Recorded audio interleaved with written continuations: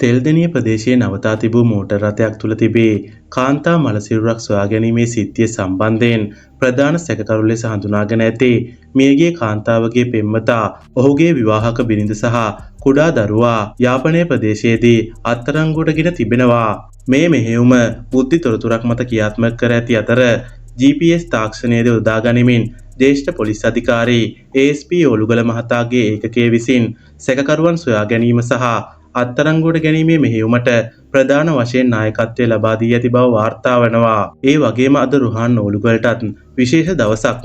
ඒ අද ඔහුගේ ජන්මදිනයේද යෙදී තිබීමයි. විමර්ශනවලදී අනාවරණය වී ඇත්තේ සැකකරු සිද්ධියෙන් අනතුරුව වැල්ලවත්ත ප්‍රදේශයේ සිට සුපභෝගී බස් රථයකින් යාපනය බලා පලා ගොස් ඇති බවයි.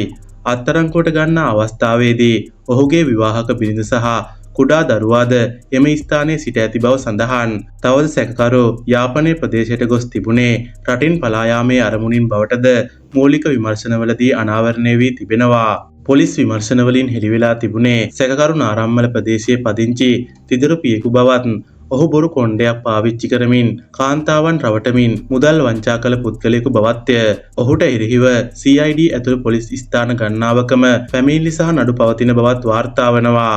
මෙම තරුණිය ඔහු සමග කැනඩාවට යන්න බලාපොරොත්තුවෙන් ඉඳලා ඒ සඳහා ඇය බැංකු සහ පුද්ගලයින්ගෙන් ණය ගනිමින් රුපියල් කෝටි 1.5කට ආසන්න මුදලක් ඔහුට ලබා දී තිබෙනවා. පසුගිය 16 වනදා ඔවුන් දෙදෙනා නුවර එළිය ප්‍රදේශයේ ලැබුම්හලකට ගිහින් තිබෙනවා. එදින රාත්‍රියේම ඇය මියගොස් ඇති බවට පොලිසිය සැකපල කරනවා. මෙවැනි තොරතුරු දිනපතා දැනගන්න අපිව සබ්ස්ක්‍රයිබ් කරන්න.